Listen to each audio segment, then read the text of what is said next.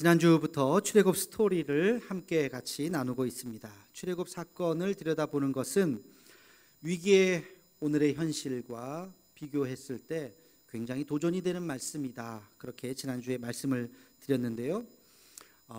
요셉을 알지 못하는 새 왕이 일어나서 이스라엘 백성들이 졸지에 노예로 전락하게 되었다. 말씀을 드렸어요. 그래서 그들이 하나님 앞에 간절히 간구하면서 이 고난을 극복하게 해달라고 기도를 했죠. 그리고 자신들이 이 땅은 영원히 살 땅이 아니라고 하는 것을 깨닫게 되었다. 그렇게 말씀을 드렸습니다. 이제 하나님께서 이스라엘 백성들을 위한 놀라운 계획을 이제 시작하십니다. 그 계획이 뭐예요? 애굽에 있었던 장정만 60만, 아마 그 여인들과 자녀들까지 하면 대략 한 200만 명의 어마어마한 숫자 사람들이 출애굽하여서 가나안 땅으로 이동하는 그 엄청난 스토리를 이제 시작하려고 하는 것이죠. 출애굽기부터 신명기까지가 바로 이 출애굽 여정에 대한 이야기를 담고 있는데요. 이 이야기는 굉장히 흥미진진할 뿐만 아니라 굉장히 중요한 이스라엘을 이해하는 굉장히 중요한 이야기가 담겨져 있습니다. 이 출애굽 이야기를 제대로 이해해야 이스라엘 민족이 어떤 민족인지를 알 수 있고 그들이 왜 선민의식을 갖게 되었는지, 그들이 절기와 율법과 성전 중심의 사상을 왜 그렇게 중요하게 생각하는지 이거를 알게 됩니다. 이거를 잘 알아야 이후에 신약도 예수님께서 하신 말씀도 이해가 되고 우리가 복음을 전체적으로 폭넓게 이해할 수가 있는 것이죠.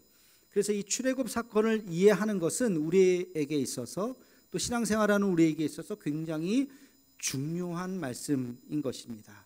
하나님께서 이 출애굽 여정을 시작하시면서 첫 번째 하나님께서 하신 일이 무엇이냐? 그게 바로 모세를 선택하는 것이죠.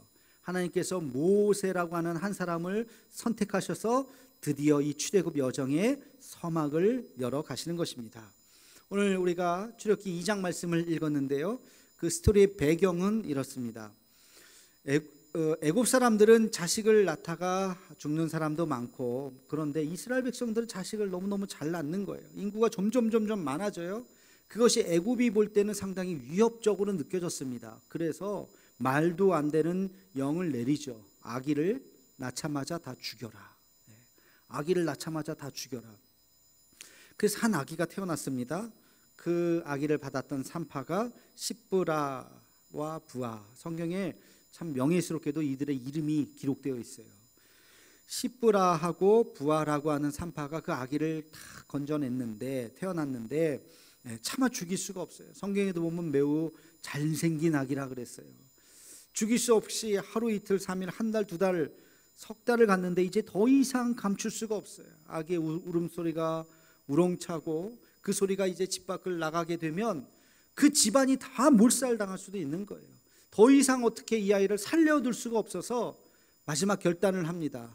이 아이를 차마 죽일 수는 없고 강물에 떠나 보내서 애굽 바로의 딸이 그 아기를 보고 이거 히브리 아기가 아니냐, 죽여라. 그러면 죽을 수밖에 없을 것이고, 그 아기를 보고 긍휼한 마음이 들어서 살리면 살아날 것이다. 그 아기의 운명을 이제 그 손에 갈대 상자에 이렇게 떠나 보내게 된 것이죠. 아마 시뮬레이션을 굉장히 많이 했을 거예요. 이게 다 목욕 오는 시간이 언제고 여기서 떠내려가는 시간이 언제고 아마 굉장히 계산을 하지 않았을까. 그러면서 갈대 상자에 아기를 실어서 떠나 보냅니다. 그 누이는 계속 쳐다보죠. 딱 정확하게 목욕하러 온 그 애굽 바로의 딸이 딱 보게 되었어요. 아기니까 너무 이쁘게 생긴 그 아기를 보면서 히브리 아기지만 내가 차마 이 아기를 죽일 수가 없다. 내가 이 아기를 기르리라. 근데 아기는 젖을 먹어야 되는데 이 처녀가 뭐 젖이 없잖아요. 그래서 아기에게 젖을 먹일 수 있는 사람을 구하니까 그 누이가 제가 한 명 아는데요 하면서 자기 어머니를 소개하는 거죠. 그래서 모세의 기구한 운명이 시작이 되었습니다. 어머니를 어머니라 부르지 못하고 유모라 부르면서 그렇게 자라나게 되었어요. 중간에 스토리는 성경이 생략하고 있어요. 이후에 장성한 모세가 나옵니다. 장성한 모세는 비록 자기는 애굽에서 자랐지만, 왕실에서 자랐지만 자기는 이스라엘 사람이라고 하는 것을 알고 있었습니다. 이스라엘의 정체성을 가지고 있었어요. 어느 날, 우리가 잘 알죠? 어느 날 억울하게 그 학대를 받고 있는 이스라엘 사람들을 보았을 때 그 민족에 대한 극률한 마음, 나도 이스라엘 사람인데 우리 동족을 저렇게 학대하다니 하면서 그 학대했던 애굽의 관리를 싸움을 말리고 막 그러다가 죽이게 되죠. 그 사건으로 인해서 결국에는 애굽에서 쫓겨나서 이제 광야로 가서 살게 됩니다. 그의 나이가 40대 이야기죠. 자, 여기까지가 우리가 전반부라고 생각을 해보고, 이때까지 스토리를 가만히 보면 굉장히 중요한 교훈을 얻을 수가 있어요. 질문은 그거예요. 하나님께서 어떻게 하나님의 일을 해 나가시는가? 하나님께서 어떤 방식으로 하나님의 일을 해 나가시는가? 하나님은 어떤 계획을 세우셨다고요? 이스라엘 백성들을 애굽에서 끌어내어서 가나안으로 데리고 가야 되겠다라고 하는 이 엄청난 계획을 세우셨어요. 그리고 나서 하나님께서 그 일을 시작하십니다. 그 첫 번째 일이 뭐였다고요? 모세를 선택하는 것이었다고요. 하나님께서 어떤 방법으로 하나님의 일을 해나가실까? 중요한 교훈을 발견할 수 있습니다. 첫 번째는요, 우리가 여기서 깨달아야 될 것 하나는, 하나님께서 함께 일하실 하나님의 사람을 끊임없이 찾으신다는 거예요. 하나님의 일은 진공 상태에서 이루어지지 않습니다. 하나님이 어느 날 갑자기 그냥 말씀하시면서 이루어지지 않아요. 하나님은 하나님의 일을 할 사람을 통해서 하나님께서 그 일을 이루어 가시는 것입니다. 어쩌면 답답해 보일 수도 있어요. 어쩌면 왜 저런 방법을 선택하시는가 의구심이 들 수 있어요. 그러나 이것이 하나님의 방법입니다. 여러분, 신약 성경을 읽으면서 혹시 그런 질문 안 해보셨나요? 예수님께서 그냥 예수님께서 자기의 예수님의 길을 가시면 되는데 굳이 공생의 초반에 뭘 하십니까?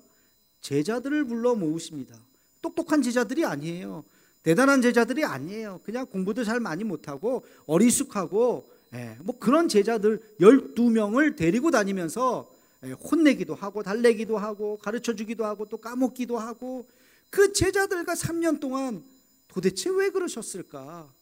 예수님 혼자 기적도 베푸시고 예수님 혼자 할 일 다 하셨는데 굳이 걸시작되는 제자들을 왜 데리고 다니셨을까? 그런 질문 우리가 할 수 있죠. 그런 생각, 왜 제자들을 데리고 다니셨을까? 뭐 수발들 사람이 필요한가? 물 가져와라, 숟가락 가져와라. 예수님 그것 때문에 제자들을 부르셨겠어요? 그런 건 아닐 거고 왜 제자들을 데리고 다니셨을까? 여러분, 그것이 하나님의 방법이기 때문에 그렇습니다. 하나님은 사람을 통해서 일하시기 때문에, 예수님께서 언젠가 승천하시고 그리고 그 복음을 전도에 미련한 것으로, 복음은 전도에 미련한 것으로 그냥 어느 날 하루아침에 이루어지는 게 아니에요. 누군가를 통해서 수고하고 땀 흘리고 애쓰는 것을 통해서 복음을 전하시는 것입니다. 그 수고하고 땀 흘리고 때로는 순교의 피를 흘리기까지 그 하나님의 방법을 통해서 복음을 전하셔야 했기 때문에 제자들을 삼으신 것입니다. 여러분, 복음 전하는 것은 그냥 이루어지는 게 아니에요. 만약에 여러분 믿지 않는 가족들이 있다면, 지금까지 10년, 20년, 30년 전했지만 잘 안 되죠. 근데 3일 금식하면 된다 그랬을 때 3일 금식 안 할 사람이 있어요? 3일 금식만 하면 내 사랑하는 남편이, 내 사랑하는 자녀가 하나님 앞에 돌아온다고 하면 아마 다 할걸요? 그렇죠? 근데 그게 아니에요. 그런 어떤 무슨 마법과 같은 일이 있는 것이 아닙니다.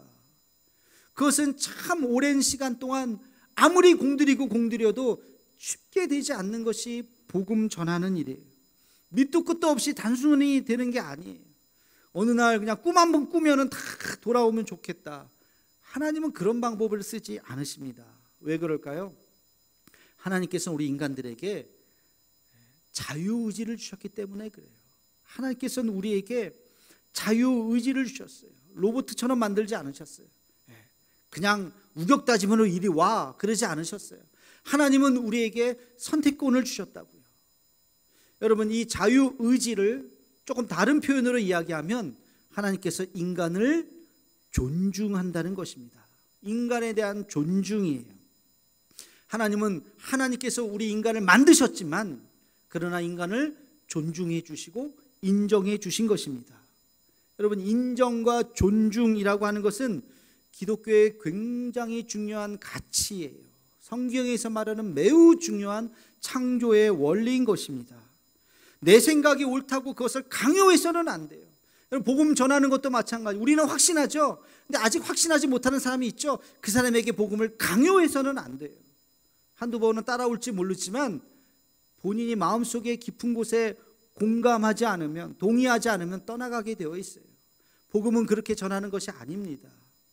그 사람이 믿지 않는 이유를 인정해주고 자기가 예수님 믿는 이유에 대해서 이야기하고 기다려주고 참고 본인 스스로가 선택하고 본인 스스로가 주님을 믿을 수 있도록 기다려주는 것이 그 사람에 대한, 그 인격에 대한 존중인 것입니다. 여러분, 우리는 모든 사람을 대할 때도 마찬가지예요. 나이와 관계없이, 학력과 관계없이, 재산과 관계없이, 지위와 관계없이 누구나 다 존중받아야 하는 것입니다. 결코 무엇인가 우리가 우월하다고 세상 말로 갑질해서는 안 돼요. 우리가 왜 수많은 정치체제 중에서 거부해야 되는 정치체제가 있어요. 바로 독재입니다. 독재는 거부해야 돼요. 그건 우리가 수용할 수가 없어요. 인간에 대한 존중이 없기 때문에 그렇습니다. 독재자 한 사람이 무조건 다 밀어붙이는 거예요. 이런 독재는 우리가 거부해야 되는 것이죠. 하나님께서 천지창조를 만드시고 인간을 마지막에 만드셨어요. 그리고 인간과 함께 이 세상을 운영해 나아가셨어요. 그래서 인간에게 요청하신 것이 있어요. 그게 뭘까요? 아담에게 모든 만물의 이름을 네가 지어라. 하나님이 지으실 수도 있어요. 그렇죠? 근데 하나님이 짓지 않으셨다고요. 인간에게 너가 이름을 지어봐라. 그렇게 맡기셨어요. 인간을 존중하기 때문에 그렇습니다. 여러분, 이 원리는 우리가 자녀를 양육하는 데 있어서도 그대로 적용이 됩니다. 이런 말이 있어요. 어리석은 부모는 명령하고 지혜로운 부모는 존중합니다. 자녀를 기르는데 두 가지가 있어요. 명령하거나 존중하거나. 명령은 이런 거죠. 너 이렇게 해. 하지 마. 해. 이리 와. 밥 먹어. 저리 가. 이거 명령이에요. 아이 의사와 관계없어요.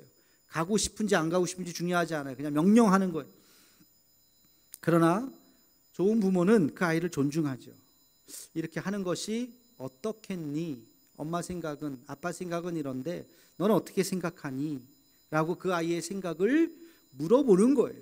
그래서 그 아이가 선택하도록 하는 거예요. 때로는 엄마의 생각을 듣지 않을 수도 있겠죠. 싫어요 그럴 수도 있어요. 아, 싫으니? 왜? 이래서 싫어요. 그렇구나. 그래, 그러면 그렇게 하렴. 그 아이의 생각을 존중해 주어야 하는 겁니다. 좀 답답하지만 참고 기다려줄 수 있어야 돼요. 그래서 내 생각대로 하는 게 별로 좋은 게 아니구나, 부모님 생각대로 하는 게 더 좋구나 하는 것들을 스스로 깨닫게 하는 거예요. 존중받으면서 자란 아이는 삶을 훨씬 더 주체적으로 살아갈 수 있습니다. 그리고 훨씬 더 창의적으로 살아갈 수 있어요. 그러나 강압과 억압 속에서 자란 아이는 어느 날 폭발하죠. 처음엔 하기 싫은데도 뭐 부모님이 워낙 세니까 알았어요 하다가 어느 날 폭발해요. 그게 언제예요? 사춘기 때 폭발하는 거예요. 싫어요 그러면서 집 나가고 반항하고. 그렇게 길러서는 안 되죠. 주입식으로 기르는 것이 아니라 모르는 것을 스스로 찾아갈 수 있도록. 왜? 인간은 그렇게 우리에게 인격이라고 하는 것이 있기 때문에, 존중받아야 하기 때문에 그런 것입니다. 하나님께서는 하나님의 역사를 이끌어 나가시지만 하나님 마음대로 하지 않으셨어요. 하나님의 사람을 찾으셨습니다. 그들과 함께 하셨어요. 아브라함을 찾으셨어요. 그리고 요셉을 통해서 하나님께서는 그 역사를 해 나가셨습니다. 지금 우리가 살펴보는 모세를 통해서, 여러분 출애굽기 3장부터 시작해서 6장 7장까지 보면 하나님과 모세와의 깊은 대화가 나옵니다. 하나님 끊임없이 모세를 설득해요. 그냥 무조건 얘기하잖아요. 모세는 끊임없이 거부합니다. 나 못해요, 나 못해요. 아니야, 할 수 있어, 아니야, 할 수 있어. 그런 대화가 계속해서 나오죠.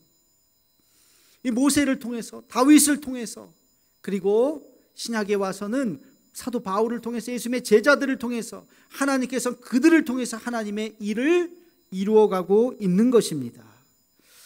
하나님께서는 지금도 하나님의 사람을 찾으십니다. 이 위기 시대라고 말하는 이때에, 이 복음이 교회가 위기라고 말하는 이 시대에, 그럼에도 불구하고 하나님의 교회는 왕성해야 하기 때문에 이 교회를 이끌어 나갈 하나님의 사람을 찾으시는 겁니다. 하나님의 사람, 하나님이 찾으시는 그 한 사람이 저와 여러분이 되기를 주님의 이름으로 축원합니다. 하나님께서는 그 사람을 찾으시고, 주님, 내가 여기 있습니다. 주님, 내가 주님의 종이 되겠습니다. 고백하기를 주의 이름으로 축원합니다. 두 번째, 하나님께서 일하시는 방법은, 그러나 하나님은 아무나 쓰지 않으시는 거예요. 아무나 손든다고 그래 하면서 쓰지 않으세요. 하나님은 어떤 사람을 쓰시느냐? 준비된 자를 쓰십니다. 훈련된 자를 쓰십니다. 하나님께서는 준비시키시고 훈련시키시고 그 사람을 쓰시는 거예요. 손을 들었어도 훈련받지 않으면, 준비되지 않으면 죄송하지만 쓰임받지 못해요. 아니, 쓰임받다 쳐도 그 뜻을 이루지 못하는 것입니다. 모세는 80년을 훈련받았어요. 애굽의 왕궁에서 훈련을 받았어요. 여러분, 이것은 굉장한 지적인 훈련이에요. 그 이집트의 율법이 굉장한 율법입니다. 그것을, 그 법도와 규례를 그는 너무나도 잘, 어렸을 때부터 잘 알았겠죠. 그리고 그 법도와 율례의 원칙이 무엇인지를 알고 하나님께서 말씀하실 때 그것을 다 알아들었어요. 아, 이런 거구나. 그리고 그것을 기록으로 남기고 그것을 이스라엘 백성들에게 선포합니다. 그래서 모세오경, 모세 율법이 만들어지게 된 거예요. 그런 지적인 능력이 있었습니다. 또 광야의 40년 동안 광야가 어떤 땅인지를 알아요. 사계절이 어떻게 변하다고, 낮과 밤에 어떤 기온의 차가 있고, 어디에 가서 물을 마시고 물은 어떻게 얻고 먹을 것은 어떻게 얻고 무엇을 조심해야 되는지를 몸으로 40년간 체득했던 사람이에요. 그렇기 때문에 이스라엘 백성들을 이끌어 나가기에 어려움이 없었던 것이죠. 준비가 되었던 사람입니다. 그는 몰랐어요, 자기가 그렇게 쓰임 받을지. 80의 노인이 되어서 이제 나는 아무것도 할 수 없어, 이러다가 죽겠지 했던 바로 그 순간 하나님이 그를 찾아오셨어요. 이제 됐다, 가자.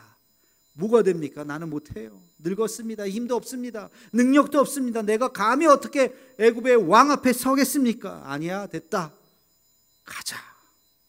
하나님께서 보신 것은 뭘까요?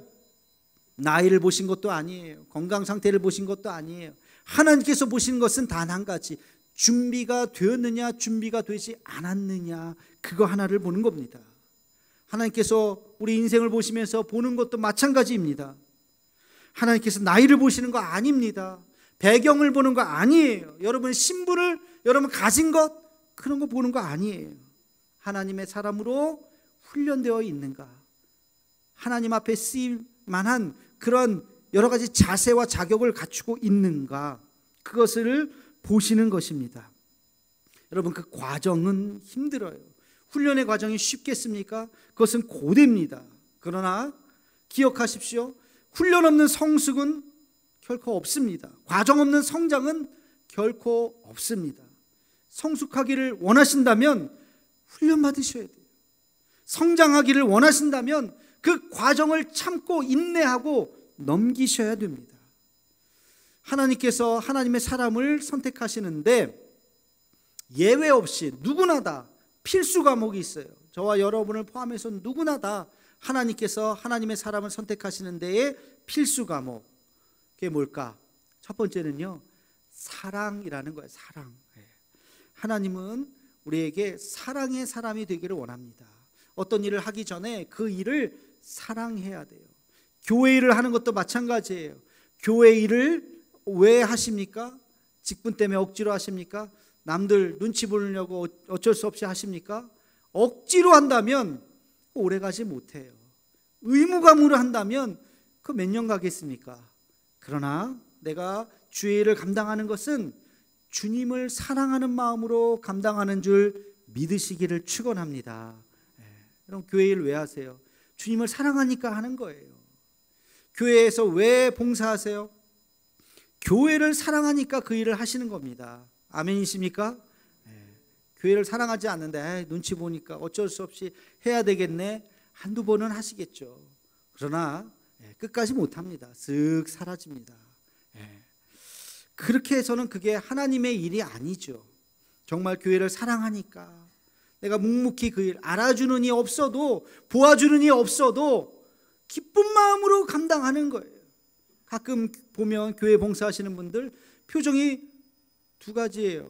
한 분은 굉장히 힘들어 하시는 분이 있고, 내가 지금 이거를 왜 해야 되는지 하면서, 어떤 분들은 얼굴에 빛이 나요. 기쁨으로 해요. 그 봉사하는 것이 하나도 힘들지 않는다고 이야기하세요. 힘들겠죠. 왜 안 힘들었겠어요? 근데 마음이 그렇다는 거예요. 마음이, 왜? 사랑하는 마음으로 하니까. 여러분, 자녀 기르는 거 힘들지만 힘든 게 더 커요? 사랑하는 마음이 더 커요? 기쁨이 더 커요? 대답해 보세요. 자녀 힘든 게 더 커요? 기쁨이 더 커요? 뭐가 더 커요? 기쁨이 더 크죠. 자식, 그렇죠?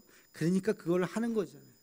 힘들어도 힘든 것 이상으로 자식에 대한 사랑이 있는 거예요. 그러니까 감당할 수 있는 거죠.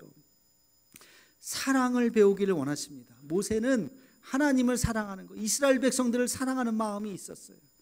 그래서 중간중간에 얼마나 사고칩니까? 모세를 모함하기도 하고 반역하기도 하고 막 나라 그렇게 막 데모하기도 하고, 그러나 끝끝내 에이 하면서 도망가지 않았어요. 끝끝내 그들과 함께해서 마지막까지 가게 되었던 것입니다. 두 번째, 하나님이 훈련시키는 필수 과목 두 번째는 바로 인내입니다. 인내. 여러분, 아픔도 참고, 고난도 참고, 슬픔도 참고, 억울함도 참고 견디고 이겨야 하는 것입니다. 왜? 인내 없이 이루어지는 일은 없기 때문에 그래요. 인내는 모든 사명자들의 필수 과목이에요. 단번에 잘 되는 일은 없습니다. 눈물을 흘리며 씨를 뿌리는 자에게 기쁨으로 그 단을 거둘 수 있는 은혜가 있는 줄로 믿습니다. 그 과정의 시간 힘들죠? 그러나 참고 견디고 버티는 거예요. 여러분, 오래 참음은 성령의 열매입니다. 성령께서 우리에게 임재하시면 참게 하십니다. 인내하게 하시는 거예요. 성령의 열매예요. 어떤 상황 속에서도 우리가 하나님 나라를 위해서 참고 견디고 이겨나가는 우리의 삶이 되기를 주의 이름으로 축원합니다. 하나님의 훈련 과목, 필수 과목 세 번째는 내려놓음이에요. 이것은 정말 중요합니다. 많은 사람들이 바로 이것 때문에, 이걸 제대로 하지 못해서 그동안 쌓아놨던 것들을 다 무너뜨려요. 주어진 시간 동안 열심히 일하셔야 됩니다. 기회를 주실 때, 해가 떠 있을 때 땀 흘려서 후회 없이 열심히 일하시기 바랍니다. 그러나 끝이 있어요. 끝이 있어요. 하나님께서 만드신 시간은 알파의 시간이 있고 창조의 시간이 있고 오메가의 시간이 있습니다. 닫히는 시간이 있어요. 그 시간이 닫힐 때 미련 없이 내려놓아야 합니다. 여기까지구나. 모세가 그랬잖아요. 누구보다도 가나안 땅에 가고 싶은 사람이 누구였을까요? 모세예요. 모세. 그걸 위해서 자기가 지금까지 한평생 살았어요. 그 이스라엘 백성들 40년을 이끌고 가나안 땅 코앞에까지 왔다고요. 요단강만 건너면 돼요. 뭐 요단강이 대단히 큰 강도 아니에요. 한강 같은 큰 강도 아니요, 형산강 같은 그런 강도 아니에요. 건널 수 있어요, 마음만 먹으면. 근데 너는 여기까지다. 이 강을 건너는 것은 너가 아니라 여호수아다. 모세가 할 말이 얼마나 많았겠습니까? 아유, 이 어린 여호수아가 뭘 할 줄 알겠어요. 내가 좀 가서 정리한 다음에 그 다음에 빠질게요. 얼마나 걱정이 됐겠어요. 사람들이 여호수아 말 잘 안 들을 거예요. 내 말만 듣지. 내가 여기 건너가서 한 발만 좀 하고 내가 좀 정리정돈하고 그러고 빠질게요. 땅을 좀 한 번만 밟아봅시다, 하나님. 그러지 않았겠어요? 얼마나 가고 싶었겠어요. 근데 아니야. 너가 그 강을 건너서는 안 돼. 그래서 자기가 무덤도 없어요. 장례도 치르지 않았어요. 사람들이 모세 모세 모세 할까봐, 그 무덤가에서 맨날 엎드리고 있을까봐 사라져 버렸어요. 어디서 찾을 수도 없을 만큼. 그리고 모든 것을 여호수아에게 이양하고 끝났어요. 이게 모세의 삶이었던 것입니다. 열심히 일해서 어떤 성취가 있을 수 있습니다. 그러나 성취한 후에 다 때가 되면 우리는 내려놓아야 돼요. 내가 한 것이 아닙니다, 하나님께서 하셨습니다 하고 물러설 수 있어야 돼요. 이거 못하면 교회도, 가정도, 우리의 삶도 다 무너지게 되는 거예요. 여러분, 우리에게 이 세 가지 훈련을 하게 하십니다. 사랑하게 하시고, 인내하게 하시고, 내려놓게 하십니다. 우리에게 기회가 주어졌을 때 최선을 다해서 그 사명을 감당하지만 때가 되면 우리는 우리의 다음 사람들에게 내려놓고 우리가 모든 것을 떠날 준비를 해야 되는 것입니다. 여러분, 모세가 그랬어요. 누구보다도 이스라엘 백성들을 사랑했던 사람입니다. 나중에 보면 알겠지만 그가 그렇게 처절하게 하나님 앞에 기도해요. 그 금송아지를 만들고 하나님을 배반했던 그때, 하나님께서 심판을 하시려고 하는 그때, 하나님 차라리 나를 죽여주세요, 나를 심판해 주세요. 그 이들을 심판하시려거든 나도 같이 죽겠습니다. 그런 기도를 출애굽기에 보면 하지 않습니까? 모세가 그토록 이스라엘 백성들을 사랑했어요. 그리고 참고 또 참고 40년의 세월을, 그리고 마지막에 깨끗하게 그는 내려놓고 여호수아에게 모든 것을 내려놓고 기도해주고 물러섰습니다. 하나님께서 이 시대에 하나님의 사람을 찾으시고 훈련받게 하십니다. 여러분, 그냥 우리의 이 성격 갖고는 쓰임받지 못해요. 하나님 앞에 잘 다듬어지고 또 다듬어져서 이 시대의 사람을 찾으셨을 때, 주님 내가 여기 있습니다, 나를 사용하여 주옵소서, 하나님 앞에 기도하며 나아가는 저와 여러분의 삶이 되기를 주의 이름으로 축원합니다. 기도하겠습니다. 사랑의 하나님, 시대마다 하나님의 사람을 부르사 그 시대적 사명을 감당하게 하시는 줄로 믿습니다. 이 시대에 우리를 부르실 때 주 앞에 응답하는 우리의 삶이 되게 하여 주시옵소서. 인내를 배우게 하시고 사랑을 배우게 하시고 무엇보다 움켜쥐지 않고 내려놓음을 배우게 하셔서 하나님의 손에 붙들림 받은 인생 되게 하여 주시옵소서. 예수님의 이름으로 기도하옵나이다. 아멘.